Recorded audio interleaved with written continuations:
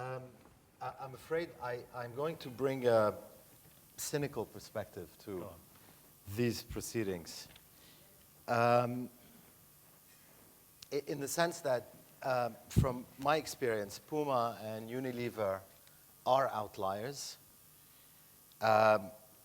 Business will not lead India's energy, water, or food security. Sustainability in the DNA of companies has to be enforced because they will always focus on the marginal dollar ahead of sustainability.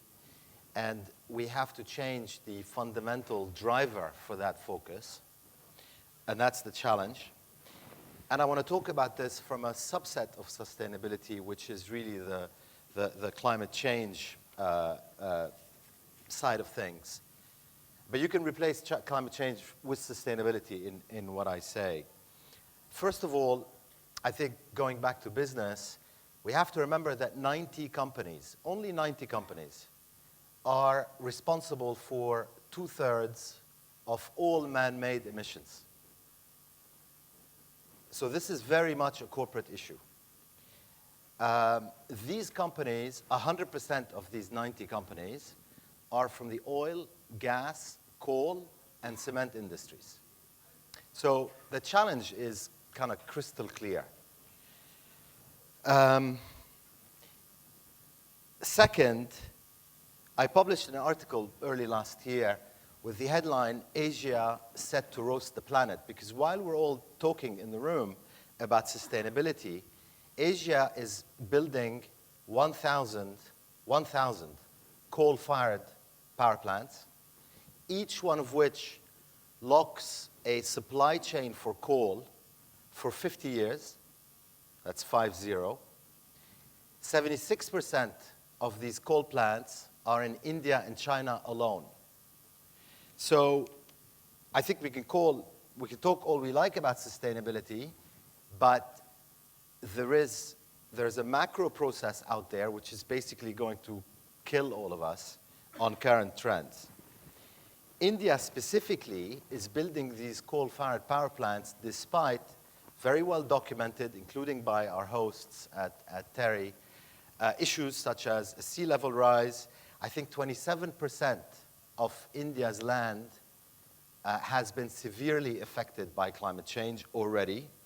They have coastal erosion in India, land loss, precipitation decline, droughts, and notwithstanding all of that, they're paying out, by our estimates, $140 billion a year,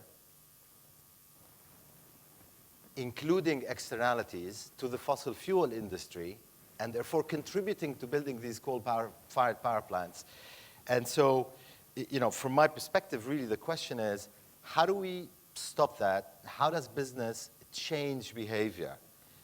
Now, it so happens that institutional investors, who we haven't really talked about yet today, manage $70 trillion of assets.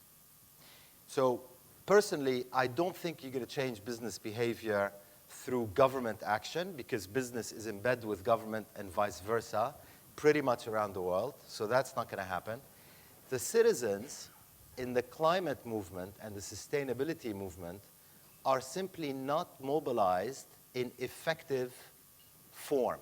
So they are not going to change things.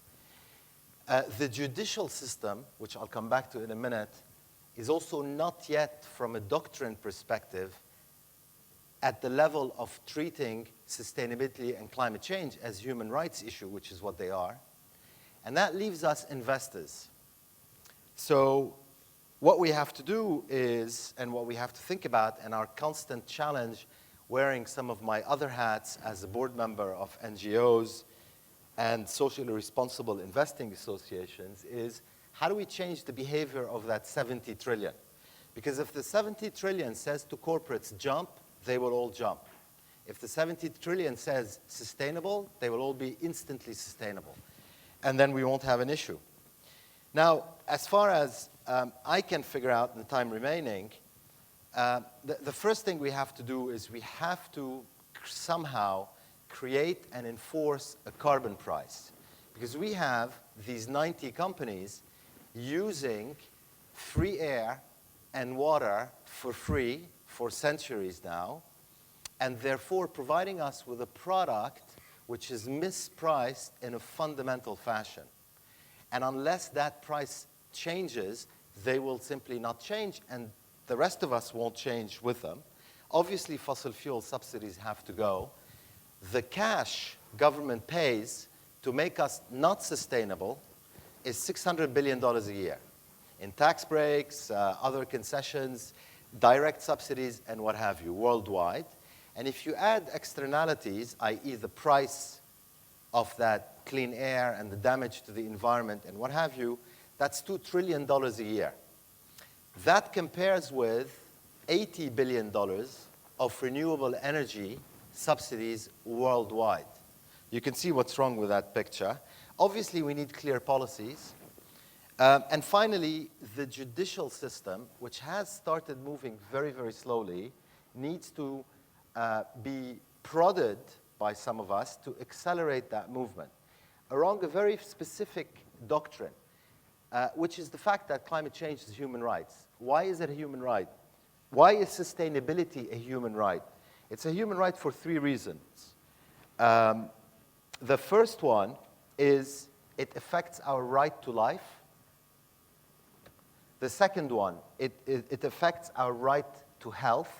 So, you know, in 3-4 days in Delhi, I don't know, those of us visiting, how many ppms we're breathing of what, but that's coming from somewhere.